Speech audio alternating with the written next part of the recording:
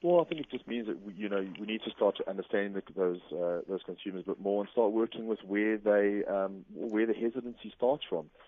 And I think one of the factors you might have covered, I think from what I heard last night, was looking at the elements of bringing the professional back. So RDR, which was obviously brought through from the UK side, which is looking at your fee-based, which is looking at increasing regulations, which obviously Carrick walks towards. But I think it just comes on to the fact of understanding how they actually start to utilize and understand their monies. We look towards some of the innovations possibly along the technology side.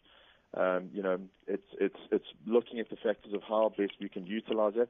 But I think it's also going down to the fact of, these are persons that are up and coming, and it just needs to be understood of where they're going towards and walking that side with them.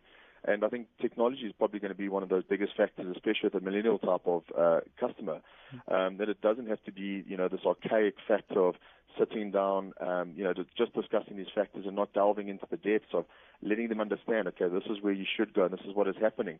These are the fees. This is what's going through. I think trust is built through, disclosure and honesty. And I think that's probably something that we've seen that will really start to get the clients working on your side.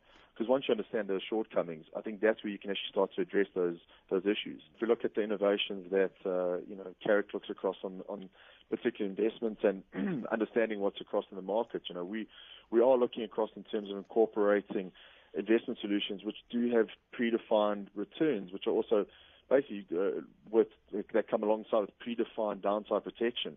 Because I think, there's one element of trying to reach these gains and trying to do what you can over that long term. But I think it's the biggest focus of, don't lose money. It's keeping it low to medium risk.